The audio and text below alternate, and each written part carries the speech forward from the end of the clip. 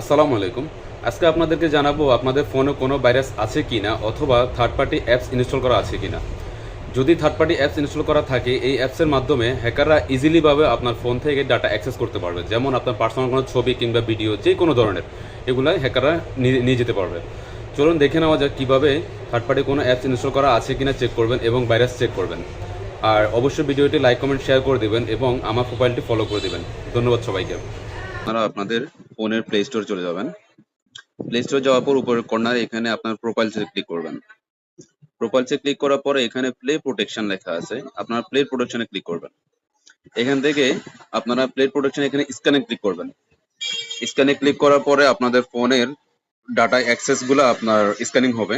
যদি আপনার ফোনে কোনো অ্যাপ্লিকেশন থেকে থাকে তাহলে এখানে শো করবে, আর যদি কোনো অ্যাপ্লিকেশন থেকে না থাকে তাহলেও এখানে শো করবে। দেখেন আমার এখানে লেখা আছে নো হার্মফুল অ্যাপস ফাউন্ড। আমার এখানে কোনো থার্ড পার্টি অ্যাপ্লিকেশন পাওয়া যায়নি কিংবা কোনো ভাইরাস পাওয়া যায়নি। যদি আপনাদের এখানে কোনো অ্যাপস শো করে আপনারা অবশ্যই ওইটা আনইনস্টল করে দিবেন অথবা ডিলিট করে দিবেন। ধন্যবাদ সবাইকে।